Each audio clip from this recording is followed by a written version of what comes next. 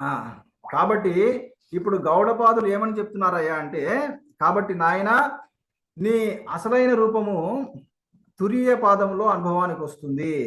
అది కూడా అద్వైతంగా ఏకాత్మ భావంగా అనుభవానికి వస్తుంది అనే విషయాన్ని చెప్పాడనమాట. ఏకాత్మ భావం అంటే ఏమిటి, అద్వైత భావన అంటే ఏమిటి ఇందాకే మీకు వివరంగా చెప్పాను. కాబట్టి ఇంకా ఆ విషయాలను మర్చిపోవద్దు. ఇప్పుడు ఇక గౌడపాదులు ఏమని చెప్తున్నాడంటే, ఓంకారం పాదశ విద్యాత్ పాద మాత్ర న సంశయ. కాబట్టి బాబు ఈ విధంగా నువ్వు ఓంకారాన్ని మాత్రా సహితంగా పాద సహితంగా గురువు ద్వారా బాగా తెలుసుకోవాలి. ఇలా ఓంకార తత్వాన్ని బాగా తెలుసుకొని ఆ తర్వాత ఓంకారాన్ని ధ్యానిస్తూ ఉండాలి. ఇక్కడ ముఖ్యమైన విషయం ఏమిటి, అకారము ఉకారము మకారము ఈ మూడు కూడా ఆహత శబ్దాలే అని గుర్తుపెట్టుకోండి. ఈ మూడు మాత్రలు కూడా ఆహత శబ్దాలే. కాబట్టి ఈ మూడు కూడా ఎందులో లయమైపోవాలి, ఈ అకారము ఉకారము మకారము ఈ మూడు కూడా ఎందులో లయమైపోవాలి, నిశ్శబ్దములో అంటే అనాహత శబ్దములో లయమైపోవాలి. అందుకే ఓంకారాన్ని పలికిన తర్వాత కొద్దిసేపు నిశ్శబ్ద స్థితిలో ఉండాలి. ఒక 6 సెకండ్ల పాటు లేదా 10 సెకండ్ల పాటు ఆ నిశ్శబ్ద స్థితిలో ఉండాలి. ఓంకారాన్ని పలికిన తర్వాత ఒక 8-10 సెకండ్ల పాటు నిశ్శబ్ద స్థితిలో ఉండండి. ఎందుకోసం ఉండాలి, ఆ నిశ్శబ్ద స్థితిని మీరు ఫీల్ అవ్వాలి. అక్కడ నిశ్శబ్దం అంటే కేవలము మాట మాత్రమే కాదు, మీ మనస్సు కూడా నిశ్శబ్దం అయిపోవాలి. గుర్తుపెట్టుకోండి. మీరు ఇప్పుడు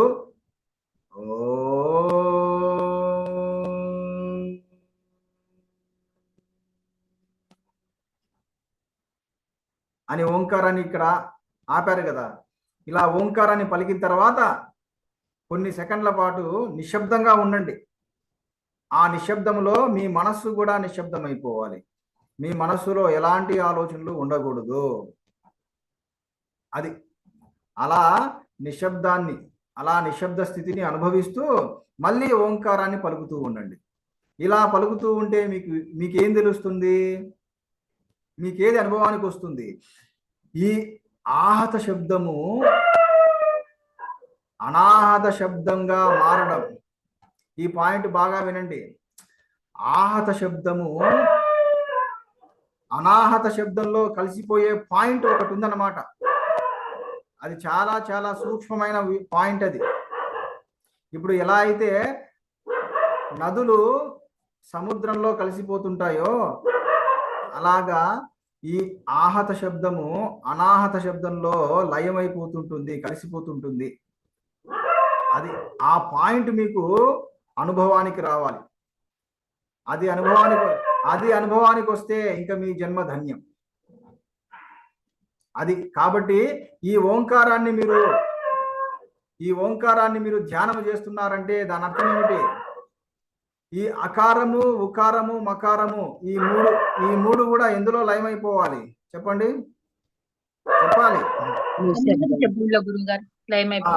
నిశ్శబ్దములో లయమైపోవాలి. అంటే మీరు ఓంకారాన్ని పలికిన తర్వాత కొన్ని సెకండ్ల పాటు నిశ్శబ్దంగా ఉండండి. కంప్లీట్ నిశ్శబ్ద స్థితిలో ఉండాలి. మీ మనస్సు కూడా నిశ్శబ్దమైపోవాలి. ఆ తర్వాత మళ్ళీ మీరు ఓంకారాన్ని పలకండి. పలికిన తర్వాత మళ్ళీ నిశ్శబ్ద స్థితిలో ఉండండి. మీ మనస్సును కూడా నిశ్శబ్దం చేయండి. తర్వాత మళ్ళీ పలకండి. ఇలా మీరు ఓంకారాన్ని ధ్యానము చేస్తూ ఉండాలి లేదా ఉపాసన చేస్తూ ఉండాలి. అప్పుడే మీకు ఆ అనాహత శబ్దం యొక్క స్పర్శ తగులుతుంది. అప్పుడే మీ మనస్సు ఆ అనాహత శబ్దాన్ని పట్టుకోగలదు. కాబట్టి ఇది సాధన చేయండి. ఓకే. తర్వాత ఇంకా ఏం చెప్తున్నారు గౌడపాదులు, యుంజీత ప్రణవే చేత ప్రణవో బ్రహ్మ నిర్భయం. కాబట్టి నాయన ఈ విధంగా నువ్వు ఏం చేయాలంటే నీ మనస్సును నీ మనస్సును ఓంకారము యందు నిలపాలి. ప్రణవో చేతః. చేతః అంటే మనస్సు. నీ మనస్సును ఏం చేయాలి? నీ మనస్సును తీసుకెళ్ళి ఆ ప్రణవం మీద, ప్రణవనాదం మీద నిలపాలి అని చెప్తున్నాడు. చూడండి, ఈ విధంగా నిలపాలి మీ మనస్సును. అంతే తప్ప ఏదో మెకానికల్గా ఓం ఓం ఓం ఓం ఓం అని మెకానికల్గా పలికితే ఏ ప్రయోజనము ఉండదు, కంఠశోష అంతే. కాబట్టి ఇక మీదట మెకానికల్గా ఓంకార ధ్యానం చేయకండి, ఇలా తత్వాన్ని తెలుసుకొని చేయండి. మొత్తము ఆ 3 మాత్రలను నిశ్శబ్దంలో లయం చేయండి. నిశ్శబ్దంలో లయం చేసిన తర్వాత మీరు కూడా లయం అయిపోండి. ఇది పాయింట్, ఇది అసలైన పాయింట్. మీరు ఈ 3 మాత్రలను నిశ్శబ్దంలో లయం చేయండి అంటే దాని అర్థం ఏమిటి? వాటిని నిశ్శబ్దంలో లయం చేసిన తర్వాత మీరు కూడా లయం అయిపోండి. కొన్ని సెకండ్ల పాటు ఆ నిశ్శబ్దంలో మీరు కూడా లయం అయిపోండి. అప్పుడు మీకు అసలైనది అనుభవానికి వస్తుంది. ఎప్పుడైతే మాత్రలు, ఆ మాత్రలను గమనించే ఆ జీవుడు, ఎప్పుడైతే అందరూ కూడా, ఈ ఇద్దరు కూడా ఎప్పుడైతే ఆ నిశ్శబ్దంలో లయం అయిపోతారో అప్పుడు అన్నమాట, అప్పుడు ఉన్నది ఉన్నట్లుగా మీకు అనుభవానికి వస్తుంది. నిజానికి ఏదైతే ఉన్నదో ఆ సత్యము మీకు అనుభవానికి వస్తుంది. ఇంకా ఇంతకంటే వివరంగా ఎవరు చెప్పలేరయ్యా ఈ ఓంకార ఉపాసన గురించి. చెప్పండి, చేస్తారా? ఇక రేపటి నుంచి చేస్తారా, లేదా ఈ క్లాస్ అయిపోయిన తర్వాత మొదలు పెడతారా? చెప్పండి. ఇప్పుడు నేను చెప్పినట్లు ఓంకార ధ్యానం చెప్పండి. తప్పకుండా చేస్తామండి గురుగారు. ఒక్కరే చెప్తున్నారు, మిగతా వాళ్ళు కూడా చెప్పండి, అన్మ్యూట్ చేసి చెప్పండి. ఈ సందర్భంగా చెప్పాలి. చేస్తాం గురుగారు. తప్పకుండా చేయండి. ఎందుకంటే మీరు చేస్తారనే ఉద్దేశంతోనే నేను ఇంత వివరంగా విడమర్చి చెబుతున్నాను. కాబట్టి ఇక మీదట మీ మనస్సును నిరంతరము ఆ ప్రణవం మీద నిలపండి. ఆ తర్వాత ఏమని చెప్తున్నాడు నాయన? ప్రణవోహి, చూడండి, ప్రణవోహి పరం బ్రహ్మ, ప్రణవోహి అపరం బ్రహ్మ. మీరు ఓంకారం అంటే ఏమనుకుంటున్నారో ఆ ఓంకారమే పరబ్రహ్మ, ఆ ఓంకారమే అపరబ్రహ్మ. అపరబ్రహ్మ అంటే సగుణ బ్రహ్మము అని. అంటే ఇప్పుడు విష్ణువు, శివుడు, గణపతి వీళ్ళున్నారే, వీళ్ళు అపరబ్రహ్మలు. అంటే ఒక రూపము కలిగిన దేవతలు, లేదా ఒక రూపము కలిగినటువంటి పరబ్రహ్మలు. నిజానికి పరబ్రహ్మకి రూపం ఉండదు. ఒకవేళ రూపము కలిగితే, పరబ్రహ్మానికే రూపము కలిగితే ఆయనే శివుడు, ఆయనే విష్ణువు. మరి వాళ్ళని ఏమని పిలుస్తారంటే అపరబ్రహ్మలు లేదా సగుణ బ్రహ్మలు అంటారు. మరి ఇటు సగుణ బ్రహ్మమైన అటు నిర్గుణ బ్రహ్మమైన ఏమిటయ్యా అంటే ఓంకారమే అని చెబుతుంది శాస్త్రం. చూడండి, కాబట్టి మీరు ఓంకారాన్ని ఉపాసన చేస్తూ ఉంటే 2 బ్రహ్మల అనుభవం మీకు కలుగుతుంది. ఇటు సగుణ బ్రహ్మాన్ని మీరు పూజించినట్లు అవుతుంది, అటు నిర్గుణ బ్రహ్మాన్ని కూడా ధ్యానించినట్లు అవుతుంది. అంటే మీకు అర్థమయ్యేలా చెప్పాలంటే, మీరు ఓంకారాన్ని ఉపాసన చేస్తూ ఉంటే మీరు బ్రహ్మదేవుడిని దర్శనం చేసుకోవచ్చు, నారాయణుని దర్శనం చేసుకోవచ్చు, పరమశివుణ్ణి దర్శనం చేసుకోవచ్చు. ఆ ముగ్గురికి అతీతంగా ఉండే పరమ సత్యాన్ని కూడా మీ స్వరూపంగా మీరు అనుభవించవచ్చు. ఎంత అద్భుతమైన విషయం అయ్యా ఇది! బా, ఇంతకంటే ఏం కావాలి చెప్పండి? ఇంతకంటే ఇంకేమైనా కావాలా మీకు? చెప్పాలి. లేదు గురుగారు, ఇంకా ఇంతకు మించి ఏమీ లేదు. ఎందుకంటే మీకు అన్ని కోరికలు తీరిపోతున్నాయి. కొందరికి చాలా కోరిక, ఏమని? గురువు గారు, ఎలా అయినా సరే నేను నారాయణుని దర్శనం చేసుకోవాలి, చెప్పండి స్వామి, ఏదైనా మార్గం ఉందా అని విష్ణు భక్తులు అడుగుతూ ఉంటారు. ఇంకా శివభక్తులు, స్వామి ఎలా అయినా సరే నేను శివుణ్ణి దర్శనం చేసుకోవాలి, ఆ భాగ్యాన్ని కలిగించండి అని శివభక్తులు కోరుకుంటూ ఉంటారు. గణపతి భక్తులు కోరుకుంటూ ఉంటారు, అమ్మవారి భక్తులు కోరుకుంటూ ఉంటారు. అందరి కోరికలను తీర్చేటటువంటి పరమ మంత్రాన్ని ఇప్పుడు నేను మీకు ఉపదేశిస్తున్నాను. నిజంగా మీరు శివుణ్ణి దర్శనం చేసుకోవాలంటే, నారాయణుని దర్శనం చేసుకోవాలంటే, అమ్మవారిని దర్శనం చేసుకోవాలంటే, అంతేకాకుండా పరిపూర్ణమైన ఆత్మస్వరూపాన్ని దర్శనం చేసుకోవాలంటే దేని ద్వారా? ఓంకారం. ఈ ఓంకారాన్ని ఉపాసన చేస్తూ ఉండండి. అప్పుడు మీకు అన్నీ దర్శనం అవుతాయి. ఒక్కొక్కటి దర్శనం అవుతూ అప్పుడు మీకు నిజమైన దర్శనం కలుగుతుంది, పరిపూర్ణ అనుభవం కలుగుతుంది. చూడండి అది. కాబట్టి తర్వాత ఇంకా ఏం చెప్తున్నాడు? సర్వస్య ప్రణవోహి ఆది మధ్య అంతశ్చైవ. కాబట్టి నాయన ఆది మధ్య అంతము అంతా కూడా ఈ ఓంకారమే, అంటే అనాహత శబ్దమే. ఎంత అద్భుతమైన మాట, ఎంత అద్భుతమైన మాట ఇది. ఇది అర్థం కాలేదు మీకు, అర్థం కాలేదు కాబట్టి అలా ఉన్నారు. అర్థమైతే పరమాద్భుతం. ఆది శబ్దమే, మధ్యము శబ్దమే, అంతము శబ్దమే అంటున్నారు. అర్థం కాలే? పిల్లవాడు పుట్టిన తర్వాత ఏం చేస్తాడు? క్యావ్ క్యావ్ అంటాడు. అంటే దాని అర్థం ఏమిటి? పుట్టుక శబ్దమే. తర్వాత ఈ పెరుగుదల, పిల్లవాడు పెరుగుతుంటాడు, అది శబ్దమే, శబ్దం చేస్తుంటాడు. మరణము శబ్దమే, అంటే మరణంలో కూడా ఆ శబ్దం అనేది ఉంటుంది. చూడండి అయ్యా, పుట్టుక, ఈ చావు పుట్టుకలు శబ్దమే, మధ్యలో ఉండే జీవితము శబ్దమే. ఇంతకంటే ఏం కావాలి? అయితే ఏమిటా శబ్దము అనేది ఎవడు విచారణ చేయలేదు. అసలు ఆ శబ్దం ఏమిటా శబ్దము అనేది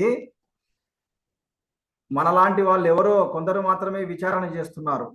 విచారణ చేసి ఆ శబ్దము యొక్క తత్వాన్ని తెలుసుకొని, ఆ నాదాన్ని తెలుసుకొని ఆ శాశ్వతమైన పరబ్రహ్మములో ఐక్యమైపోతున్నారు. ఎవరు?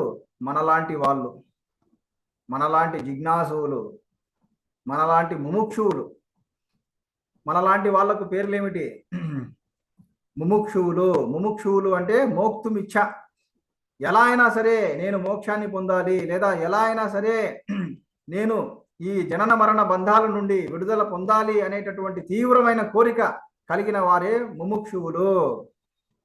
చెప్పండి, మరి మీకు ఆ తీవ్రమైన తపన ఉందా లేదా? ఈ జనన మరణం అనే బంధాల నుండి విడుదల పొందాలి అనే తపన ఉందా లేదా మీలో? చెప్పండి.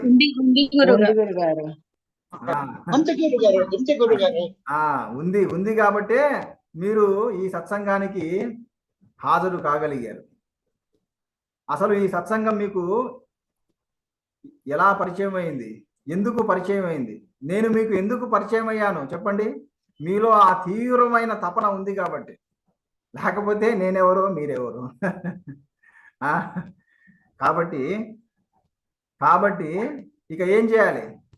విడుదల పొందాలంటే ఏం చేయాలి? మార్గాన్ని కూడా చూపిస్తున్నాను మీకు. ఈ జనన మరణ బంధాల నుండి విడుదల పొందాలంటే, మీరు అన్ని దుఃఖాల నుండి విడుదల పొందాలంటే ఏం చేయాలి? ఈ అనాహత శబ్దాన్ని ఉపాసన చేస్తూ ఉండండి, లేదా అనాహత శబ్దమయమైన ఓంకారాన్ని ఉపాసన చేస్తూ ఉండండి. ఇక అన్ని సమస్యలకు ఒకటే పరిష్కారం. ఏమిటి?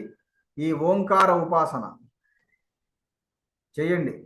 ఇంతకాలము మీకు ఆత్మధ్యానమే చేయమని చెప్తూ ఉండేవాడిని. ఇక మీదట ఈ ఓంకార ఉపాసన కూడా చేస్తూ ఉండండి. వింటున్నారా? అయితే మీరు, గురువు గారు ఓంకారాన్ని గట్టిగా పలకాలా, మేము పలకలేమే అని దిగులు పడకండి. మీరు ఓంకారాన్ని గట్టిగా అయినా పలకొచ్చు, లేదా మెల్లిగా అయినా పలుకుతూ మీరు ఉపాసన చేసుకోవచ్చు.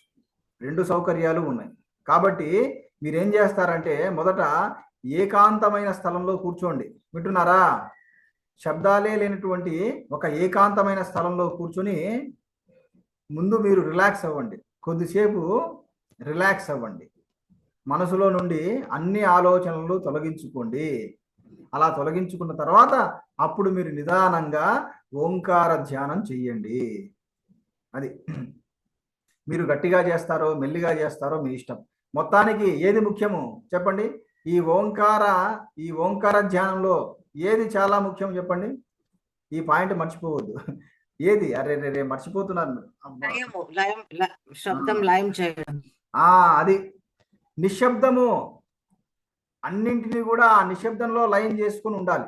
మీరు కూడా ఆ నిశ్శబ్దంలో లయం అయిపోయి ఉండగలగాలి. కొద్దిసేపు ఆ నిశ్శబ్ద స్థితిలో, పరిపూర్ణ నిశ్శబ్ద స్థితిలో ఉండగలగాలి. అది ముఖ్యం. అంతే తప్ప గట్టిగా పలకాలా, చిన్నగా పలకాలా, అది కాదు ముఖ్యము. మీరు ఓంకారాన్ని గట్టిగా పలికినా, మెల్లిగా పలికినా ఆ నిశ్శబ్దంలో లయమైపోవడము ఎంతో ముఖ్యము. గుర్తుపెట్టుకోండి. అలా మీరు మాటి మాటికి నిశ్శబ్దంలో లయమవుతూ ఉండగా ఏమవుతుందంటే అప్పుడు మీకు అనాహత శబ్దం యొక్క స్పర్శ తగులుతుంది.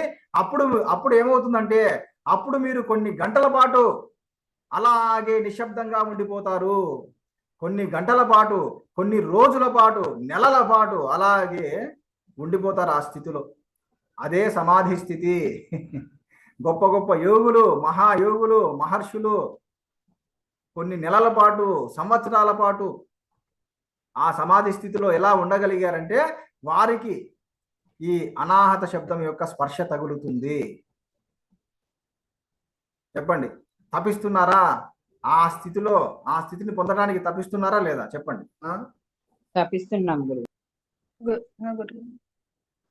కాబట్టి తపించండి, బాగా తపించండి. తర్వాత చూడండి, ఇంకా చివరి 2 మంత్రాలు. ఇవైపోతే అయిపోయింది. మాండూక్య ఉపనిషత్తు సమాప్తమైనట్లు. చూడండి, మాండూక్య ఉపనిషత్తులో ఎంత లోతైన జ్ఞానం ఉందో చూడండి. బాబా, అసలు ఇంత లోతుగా ఎవరు చెప్పరండి. అంటే చాలా చాలా తక్కువ మంది ఉన్నారు. ఇందులో ఉండే ఈ ఉపనిషత్తులో ఉండే ఆత్మను నేను మీకు బోధిస్తున్నాను. ఈ ఉపనిషత్తులో ఉండే ఆ హృదయాన్ని మీకు బోధిస్తున్నాను. ఒక విధంగా చెప్పాలంటే శాశ్వతమైనది ఏదో దాని యొక్క అనుభవాన్ని మీకు కలిగిస్తూ ఉన్నాను. కాబట్టి ఇంకా విడిచిపెట్టకండి. ఆ శాశ్వతమైన ప్రణవాన్ని, అనాహత శబ్దాన్ని వదిలేయకండి. ఎలా అయినా సరే దాన్ని పట్టుకోవాలి. ఎలా పట్టుకుంటారు? ఓంకార ధ్యానం ఎలా పట్టుకుంటారు చెప్పండి? ఓంకార ధ్యానం. ఓంకార ధ్యానం చేస్తూ. కాబట్టి నాయన ప్రణవం హి ఈశ్వరం విద్య సర్వస్య హృది సంస్థితం. కాబట్టి ఆ ఓంకారం ఎక్కడో లేదు. ఆ ఓంకారమే ఈశ్వర, ఆ ఓంకారమే ఈశ్వరుడు. అందుకే ఈశ్వరునికి మరో పేరేమిటి? ప్రణవ స్వరూప. ఈశ్వరుడు ఎవరో కాదు బాబు, ప్రణవ స్వరూపుడు. ప్రణవమే, ఆ ప్రణవ నాదమే శరీరంగా కలవాడు, నాద శరీరుడు. అందుకే ఏమని చెప్పారు? శంకర నాద శరీరాపర జీవేశ్వర. కాబట్టి ఈశ్వరుడి శరీరం ఏమిటయా? ఓంకారము. ఆ అనాహత నాదమే ఈశ్వరుడి శరీరము. ఆ అనాహత నాదమే ఈశ్వరుడు. కాబట్టి ఆయన శాశ్వతుడు. ఆ అనాహత శబ్ద స్వరూపుడైన ఈశ్వరుడే శాశ్వతుడు. కాబట్టి మీరు ఈశ్వరుని ఎలా పట్టుకోవాలి?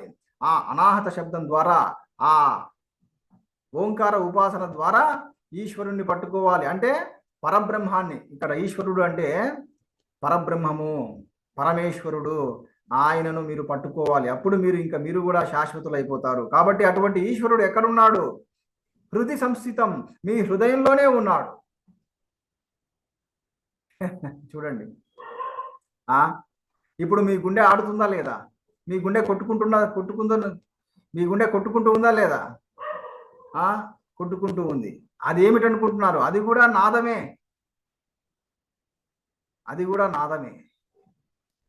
మీరు ఇలా లోతుగా ధ్యానం చేస్తూ ఉంటే మీకు ఆ నాదము ఎక్కడ పడితే అక్కడ మీకు దర్శనం ఇస్తూ ఉంటుంది. చూడండి, అదే ఏకాత్మ భావన. అంటే మీరు స్ఫురణగా లేదా నాదంగా, అనాథ నాదంగా మీకు దర్శనం అవుతూ ఉంటారు. కాబట్టి అహం స్ఫురణ ఏమిటో కాదు, అది నాద రూపం, అనాహత నాద రూపము. కాబట్టి చివరిగా చెప్తున్నాడు, కాబట్టి బాబు అమాత్రః కాదు, సర్వవ్యాపి, సర్వవ్యాపి ఓంకార మత్వా ధీరో న శోచతి. కాబట్టి అటువంటి ఓంకారము, అటువంటి అనాహత నాదం అనేది సర్వవ్యాపి, అంతటా ఉంది. అది ఇక్కడ ఉంది అక్కడ లేదు అనే సమస్య లేదు. ఆ ప్రణవనాదము, అనాహత నాదము అంతటా వ్యాపించి ఉంది, నాలో మీలో అంతటా వ్యాపించి ఉంది. కాబట్టి దాన్ని తెలుసుకోండి. తెలుసుకుంటే మత్వా ధీర, ఆ నాదాన్ని తెలుసుకున్నవాడే ధీరుడు. అటువంటి ధీరుడు నా శోచతి, అటువంటి ధీరుడికి ఇంకా శోకం అనేది ఉండదు, దుఃఖం అనేదే ఉండదు. చూడండి, ఎవడికి ఉండదంట దుఃఖము, దుఃఖ స్పర్శ ఎవడికి ఉండదు. అంతటా వ్యాపించిన ఆ అనాహత నాదాన్ని ఎవడైతే తెలుసుకుంటున్నాడో, అనుభవానికి తెచ్చుకుంటున్నాడో, అలాంటి వాడే ధీరుడు. అలాంటి ధీరుడికి ఇక ఏ దుఃఖము ఏ శోకము ఉండదు. కాబట్టి బాబు అమాత్రః, అమాత్రః అద్వైతః శివః ఓంకారః. కాబట్టి ఓంకారం అంటే ఏమిటో కాదు, శివస్వరూపం అని తెలుసుకోండి. అంటే ఎంతో పవిత్రమైనది, శాశ్వతమైనది అని తెలుసుకోండి. అద్వైతః, దానికంటే వేరుగా ఏది లేదని తెలుసుకోండి. అలా తెలుసుకున్నవాడే, అలా తెలుసుకొని ఓంకారాన్ని మననము చేసేవాడే మునిహి. ముని అంటే అర్థం ఏమిటో తెలుసా? మననము చేసేవాడు లేదా మౌనంగా ఉండేవాడు. ఈ పాయింట్ రాసుకోండి. ముని అంటే అర్థం ఏమిటి? మననం చేసేవాడు లేదా మౌనంగా ఉండేవాడే ముని. కాబట్టి మీరందరూ కూడా మునులు కావాలి. అంటే సదా మీ మనస్సులో ఓంకారాన్ని మననం చేస్తూ ఆ మౌన స్థితిని పొందాలి. తద్వారా మీరు మునులైపోయి మీ జన్మను ధన్యం చేసుకోండి. ఇది ఈ మాండూక్య ఉపనిషత్తు యొక్క సారం. కాబట్టి ఇందులో ప్రధానంగా ఏం తెలిసింది మీకు?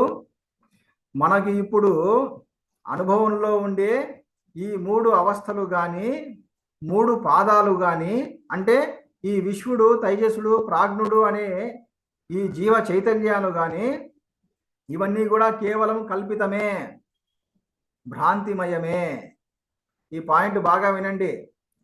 ఇప్పుడు మనం అనుభవించే ఈ జాగ్రత్త అవస్థ కానీ, స్వప్నావస్థ కానీ, నిద్రావస్థ కానీ, ఇవన్నీ కూడా కల్పితమంట, నిజానికి లేవు. అయితే ఉన్నదేది అంటే 4వది ఆ తురీయము. ఆ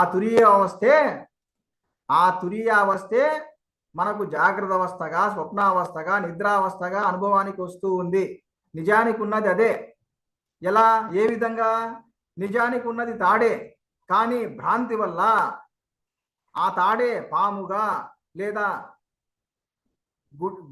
గుడ్డ పేలికగా లేదా చీలికగా ఎలా అయితే మనకు కనిపిస్తూ ఉందో చూడండి. ఉన్నది ఒక్క తాడే. ఆ తాడే ఒకటికి పాముగా కనిపిస్తుంది, ఇంకొకటికి గుడ్డ పేలికగా కనిపిస్తుంది, ఇంకొకటికి భూమి చీలికగా కనిపిస్తుందంట. మరి ఇన్ని రకాలుగా కనిపించేది ఏది? 1, 2, 3? ఒకే వస్తువా? 3, 4 వస్తువులా? చెప్పండి, ఏది కనిపిస్తుంది?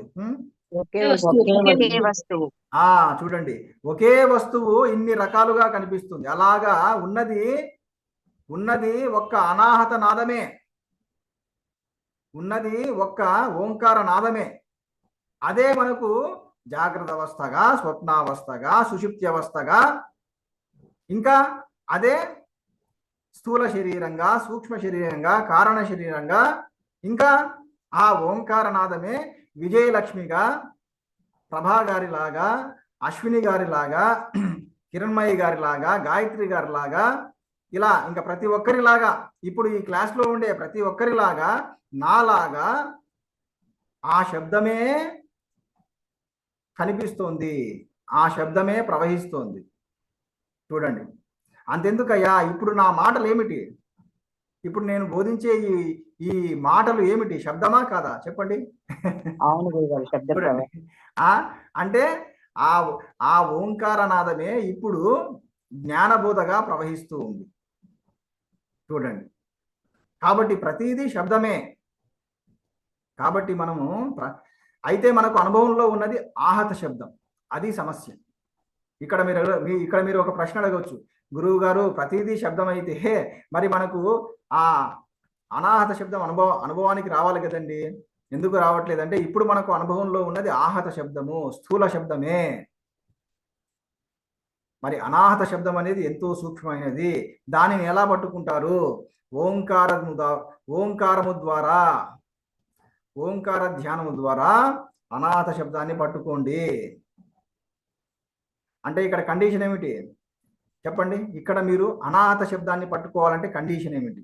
ఇది చెప్పిన వాళ్ళకు ఇంకా బాగా అర్థమైంది. మనసు నిశ్చలంగా ఉండాలి, మనసులో కోరికలు ఏమి లేక నిశ్చలంగా. ఓకే, ఒక పాయింట్ బాగా చెప్పారు. ఇంకా చెప్పండి మిగతా వాళ్ళు, అసలైన పాయింట్ చెప్పాలి. నిశ్శబ్దంలో లయం కావాలి. ఇది అసలైన పాయింట్. మీరు ఆ అనాహత నాదాన్ని పట్టుకోవాలంటే ముందు మీరు లయమైపోవాలి. బాబా బాబా అంటే ఫలానాగా ఉండే మీరు లయమైపోవాలి అందులో, అంతే కదండి. అంటే నేను అశ్విని అనుకునే జీవుడు, నేను విజయలక్ష్మిని అనుకునే జీవుడు, ఇలా నేను ఫలానా ఫలానా అనుకునే జీవుడు ఆ నిశ్శబ్దములో, ఆ అనాహత శబ్దంలో లయమైపోవాలి. అప్పుడే మీకు అస్సలైనది అనుభవానికి వస్తుంది. ఇక్కడే సమస్య అంతా ఉంది. ఇక్కడే అసలైన సమస్య ఉంది. ఎందుకంటే ఆ జీవుడు మొండివాడు. చెప్పండి, ఇక్కడ ఉండే జీవులు మొండివాళ్ళు కాదా? చెప్పండి. విజయలక్ష్మి అనే జీవుడు, అశ్విని అనే జీవుడు, ప్రభా అనే జీవుడు, వెంకటేష్ బాబు అనే జీవుడు, గాయత్రి అనే జీవుడు, చెప్పండి, ఈ జీవుడు మొండివాడు కాదా? ఈ జీవుడు చెప్పండి. చాలా చాలా మొండివాడు. చూడండి, అందుకే మీకు ఇంతకాలం పడుతుంది, అందుకే మీకు ఇన్ని జన్మలు పడుతుంది అన్నమాట. దేనికి? లయమైపోవడానికి. ఆ అనాహత శబ్దములో లేదా ఆ సత్యస్వరూపంలో లయమైపోవడానికి ఇంతకాలం, ఇన్ని జన్మల సమయం ఎందుకు పడుతుందంటే ఆ జీవుడిలో ఉండే అహంకారం అంత గట్టిగా పేరుకొని పోయింది. కాబట్టి మరి ఆ అహంకారాన్ని బద్దలు చేసుకోవాలి. ఎలా? ఈ గురుబోధ ద్వారా. అందుకోసమే ఈ సత్సంగము, అందుకోసమే ఈ గురుబోధ. వింటున్నారా? అహంకారం అనే గోడను బద్దలు కొట్టే శక్తి ఒక్క గురుబోధకే ఉంటుంది, ఇంకా దేనికి ఉండదు. కాబట్టి నా ఈ బోధను ప్రతిరోజు వింటూ ఉండండి. తద్వారా మీ అహంకారం అనే గోడను పగలగొట్టుకోండి. అప్పుడు ఇంకా జీవుడు మెత్తని వాడైపోతాడు, మొండివాడు కాదు. జీవుడు ఎంతో మృదువైన వాడైపోతాడు. అప్పుడు ఎప్పుడైతే జీవుడు మృదువు అయిపోతాడో అలాంటి జీవుడు ఇంకా కరిగిపోతాడు, ఆ నిశ్శబ్దంలో లయమైపోతాడు. ఇదయ్యా మాండూక్య ఉపనిషత్తు యొక్క సారం. చెప్పండి, ఎలా అనిపించింది? ఈ క్లాసులు ఎలా అనిపించాయి? ముఖ్యంగా మీకు ఆ స్పర్శ తగులుతుందా లేదా? మీ అనాహత శబ్దం యొక్క స్పర్శ, మీ మూల స్వరూపం. ఇంకా మీరు ప్రతి ఒక్కరు కూడా ఇంకా ఏం చేస్తారు? ఓంకార ధ్యానము చేయండి, కొద్దిసేపు అయినా చేయండి. గురువు గారు మా వల్ల ఓంకార ధ్యానం కాదు అని చెప్పకండి. ప్రతిరోజు కొద్దిసేపు అయినా చేస్తూ ఉండండి. అలా చేస్తూ ఉండండి. అప్పుడే మీరు అసలైన దాన్ని పట్టుకుంటారు, అప్పుడే మీరు శాశ్వతమైన దాన్ని పట్టుకుంటారు. లేకపోతే ఏమైపోతారు? ఈ శరీరంతో పాటు మీరు కూడా చచ్చిపోతారు. అంతే. మీకు రెండు ఆప్షన్లు. ఒకటి, శాశ్వతమైన అనాహత శబ్దాన్ని తెలుసుకొని మీరు కూడా శాశ్వతులైపోవడమా, అంటే ఈ జనన మరణ చక్రాలను దాటిపోవడమా, లేదా ఏది పట్టించుకోకుండా ఈ చక్రంలో తిరుగుతూ ఉండడమా, మళ్ళీ పుడుతూ మళ్ళీ చస్తూ ఉండడమా అనేది మీ చేతుల్లోనే ఉంది. కాబట్టి ఇక అందరూ కూడా వెంటనే ఇంకా ఆ స్థితిలో ఉండండి. అనాహత శబ్దం మీదే ఫోకస్ పెట్టండి, ఓంకారాన్ని ధ్యానిస్తూ ఉండండి. ఇంకా ఎవరికైనా సందేహాలు ఉంటే నాకు మెసేజ్ చేయండి. అయితే ఇప్పుడే వెంటనే చేయకండి, దయచేసి వెంటనే చేయకండి. నేను చెప్పిన ఆ అనాహత శబ్దం మీద దృష్టి పెట్టండి, కొద్దిసేపు అయినా పెట్టండి. ఇప్పుడే ఒక 5 నిమిషాలు కానీ 10 నిమిషాలు కానీ దృష్టి పెట్టండి, పెట్టి ఆ స్థితిని అనుభవించండి. ఓం నమ శివాయ. ఓం అరుణాచలేశ్వరాయ నమః. ఓం శాంతి శాంతి శాంతి. ఓం అరుణాచలేశ్వర. ఓం అరుణాచలేశ్వర.